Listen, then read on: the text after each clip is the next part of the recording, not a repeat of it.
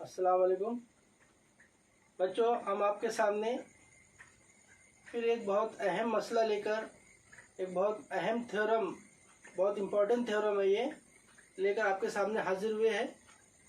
इस थ्योरम को आपको बहुत अच्छे से समझना है। पहला इस सबक का पहला इम्पोर्टेंट थ्योरम हमारा बीपीटी थ्योरम हुआ, बीपीटी वाला। अब ये दूसरा इसका इम्पोर्टेंट थ्योरम है angle bisector, property of angle bisector, जावे के नासिब की खुसूसियात। इसका मसला है, इसका थ्योरम है। तो थ्योरम क्या लिखा हुआ है बोर्ड पर?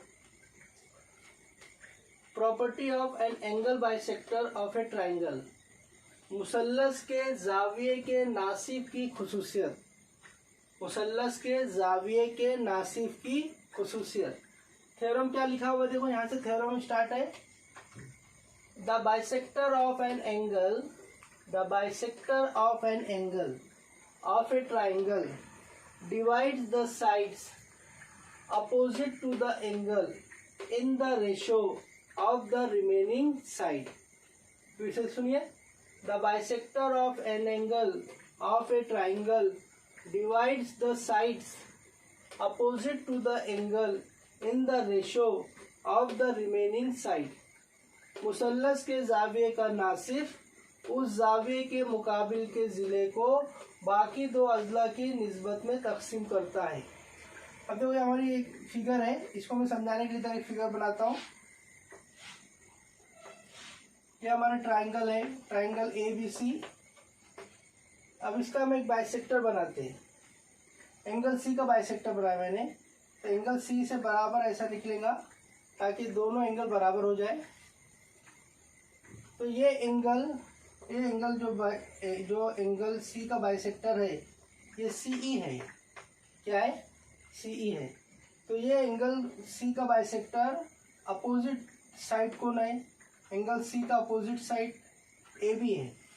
AB को दो हिस्सों में डिवाइड किया उसने। जैसे बाइसेक्टर आगे आया तो AB के दो पार्ट हो गए, AE और EB। तो क्या बोल रहे हैं? मुकाबिल के ज़िले को मतलब AB को बाकी दो अजला की निस्बत में तकसीम करता है। अब AB छोड़ के बाकी दो अजला कौन है? AC है और CB है। साइड AB को अगर हम छोड़ दें तो बाद दूसरे साइड कौन सा है? AC और CB। तो इसको क्या करता है? इनका जो है इसको डिवाइड करता है, AE अपॉन EB। ये जो रेशो है, ये रेशो काय के इक्वल में हो जाती है? रिमेनिंग साइड के। मतलब रिमेनिंग साइड कौन सा है? AC अपॉन CB या BC। AE अपॉन EB, ये जो रेशो है ये काय के इक्वल होती है? AC अपॉन CB के। जो दो साइड बाकी है ना उसके रेशो के बराबर हो जाती है, AC अपॉन CB। तो ये हमें प्रूफ करना है। AE upon EB is equal to AC upon CB। इसे समझ लीजिए। The bisector of an angle of a triangle, bisector of an angle of a triangle, जैसे यहाँ एंगल C का बाइसेक्टर है, एंगल C का बाइसेक्टर है। Divide the side opposite to the angle, angle C के अपोजिट में कौन सा साइड है? AB। इसको डिवाइड करता है, divide the opposite to the angle in the ratio of the remaining side. ठीक है, इसके डिवाइड किया, AE upon EB is equal to AC upon CB। अभी हमें प्रूफ करना है इसको, ये इक्वेशन को अपने प्रूफ करना है। और गिवन क्या है? गिवन क्या है? In triangle ABC, in triangle ABC में एंगल C का बाइसेक्टर कौन है? Bisector of angle C, bisector of angle C intersect, intersect है ना? Bisector of angle C intersect the side AB at point E।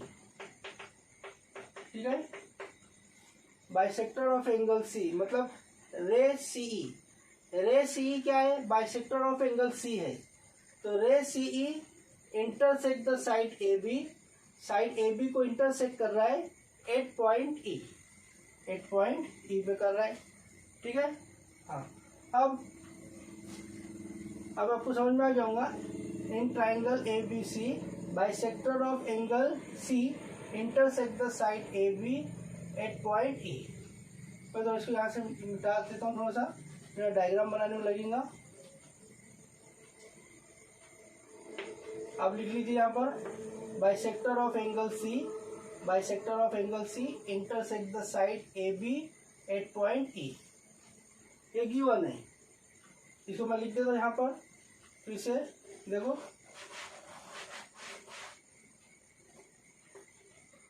Given में हम क्या लिखेंगे, गिवन में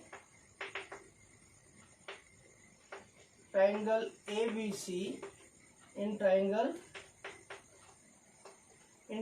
ए B C bisector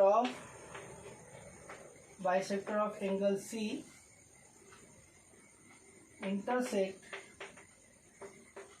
intersect the side AB at point E। Short में लिखे। अब टू प्रूफ क्या करना है, टू प्रूफ करना है हमें AE upon EB, AE upon EB is equal to AC upon CD, AC upon CD, ये हमें प्रूफ करना है। अब कंस्ट्रक्शन देखेंगे, इसमें हमें कोई कंस्ट्रक्शन है तो कंस्ट्रक्शन कर लेंगे, है ना। कंस्ट्रक्शन में करेंगे ड्रॉ, तो ये जो सी है, सी के पैरेलल में एक लाइन हमें ड्रॉ करने का है। जैसे सी है ना, इसके पैरेलल में एक लाइन ड्रॉ करना है, इस तरह ड्रॉ करना है कि ये जो AC जाएगा, ये AC आगे जाके इसको ज्वाइंट हो जाए, ठीक है। ये कौन से पॉइंट पे, डी पे। ड्रॉ अ लाइन BD, है ना, parallel to, draw line BD parallel to ray CE, रे CE। अब हम स्टार्ट करेंगे प्रूफ। प्रूफ देखो कैसे स्टार्ट करने का है, तो CE पैरेलल टू BD है, ये प्रूफ यहां से स्टार्ट कर रहे हैं हम। CE parallel to BD, CE parallel to BD है। अभी अपना ट्राइंगल है, एक ट्राइंगल, इसमें ये लाइन इसके पैरेलल में, मान लो A है, ये C है, E है, ये D है, तो CE पैरेलल टू BD है, तो बीपीटी थ्योरम से क्या होता है, AE upon EB is equal to AC upon CD, है ना। बीपीटी थ्योरम से क्या, AE upon EB is equal to AC upon CD। तो हम क्या लिखेंगे, AE upon EB is equal to AC upon CD। Equation number first देंगे, हाँ, इक्वेशन नंबर फर्स्ट। और यहाँ क्या लिखेंगे, बाय बीपीटी, बाय बीपीटी, ये थ्योरम आ गया। अब आगे देखो, AE अपॉन EB आ गया अपना। अब अपने को AC अपॉन CB, यहाँ CB है, यहाँ कितना है, CD है, आपने यहाँ CB चाहिए। अब CB के लिए हमें क्या क्या काम करना है देख लो। अभी ये जो दो लाइन है, ठीक है, पैरेलल है, और ये ट्रांसवर्सल है, क्या है, ट्रांसवर्सल। तो ये एंगल और ये एंगल क्या होते हैं, है ना, कॉन्ग्रुएंट होते हैं। ये एंगल दोनों कॉन्ग्रुएंट, इनको बोलते हैं अल्टरनेट एंगल, क्या बोलते हैं, सॉरी, करस्पॉन्डिंग एंगल बोलते हैं। क्या बोलते हैं, करस्पॉन्डिंग एंगल। इस तरह के जो एंगल रहते हैं, हाँ, इनको क्या बोलते हैं, करस्पॉन्डिंग एंगल। तो एंगल ACE ये जो एंगल है और ये angle A C E congruent to angle C D B.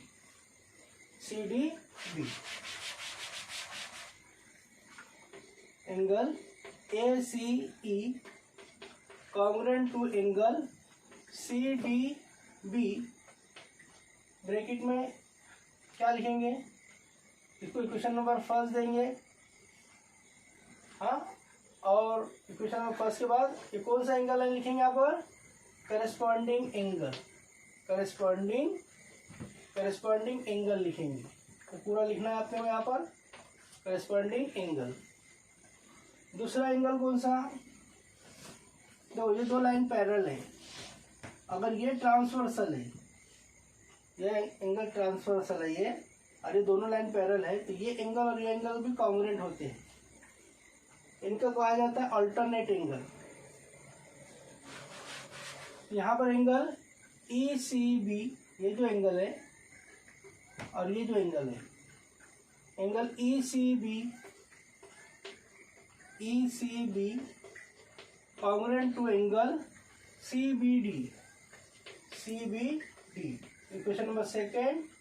और यहाँ क्या लिखेंगे, अल्टरनेट एंगल। ठीक है, अल्टरनेट एंगल। अच्छा, अभी जो हमें एंगल बाइसेक्टर है, जो एंगल बाइसेक्टर होता है, एंगल सी का ये बाइसेक्टर है जो ए बी सी, एंगल सी का जो बाइसेक्टर कौन है, सी ई है, रे सी। तो इसको एंगल रे सी को बाइसेक्टर क्यों बोलते हैं, एंगल सी का बाइसेक्टर क्यों बोलते हैं, क्योंकि ये एंगल सी को दो बराबर हिस्सों में डिवाइड करता है, मतलब angle A C E congruent to angle E C B. यहाँ angle A C E congruent to angle E C B. Equation number third. और ये तो अपने गिवन ही है, क्या है, गिवन है, क्योंकि हमें दिया हुआ है C is the bisector of angle C, ray C is the bisector of angle C, therefore ये एंगल, दोनों एंगल क्या हो जाएंगे, कॉन्ग्रुएंट हो जाएंगे। अब देखो इक्वेशन फर्स्ट सेकंड थर्ड को गौर से देखो, ये दोनों एंगल, ये एंगल इसके बराबर है, ये एंगल इसके बराबर है, और ये दोनों एंगल आपस में बराबर है, यहाँ दिखा रहा है, ये दोनों एंगल आपस में यहाँ बराबर है। तो अभी जब ये दोनों आपस में बराबर है, ये दोनों भी आपस में बराबर हो जाएंगे। हाँ, तो from first second and third we get मसावत नंबर 1 2 3 से हमें क्या निकल जाएगा, फिर से बता दो। देखो ए सी इसके बराबर है, E C B C B D के बराबर है, और ये दोनों आपस में एक दूसरे के बराबर है, जो यहाँ बताया है ये दोनों आपस में बराबर है। जब ये दोनों आपस में बराबर है तो ये दोनों भी बराबर हो जाएंगे, इसलिए हम क्या लिखेंगे, angle C B D congruent to angle C D B, angle C B D बराबर angle C D B. Okay. हाँ, अब ये देखो यहाँ पर डायग्राम में ये एंगल कहाँ पर है, सी बी डी, ये एंगल, दूसरा सी डी बी, ये। तो जिस ट्राइंगल के दो एंगल बराबर हो जाते हैं उस ट्राइंगल को हम क्या बोलते हैं, जिस ट्राइंगल के दो एंगल बराबर हो जाए ऐसा, तो उसको बोलते हैं आइसोसेलेस ट्राइंगल, मतलब साविस साकैन मुसल्लस कहते हैं। जैसे मुसल्लस ए बी सी है, अगर इसका एंगल बी और सी दोनों बराबर है तो ट्राइंगल ए बी सी को हम बोलेंगे आइसोसेलेस ट्राइंगल या मुतसाविस साकैन मुसल्लस। जब इसके दो जाविये बराबर है तो इसके दो जिले भी बराबर हो जाते हैं फिर। ठीक है, तो यहाँ पर ऐसा क्या है, यहाँ पर फिगर इस तरह की है, इस तरह की फिगर है, यहाँ सी है, यहाँ डी है, यहाँ पर बी है, ये दोनों एंगल बराबर है।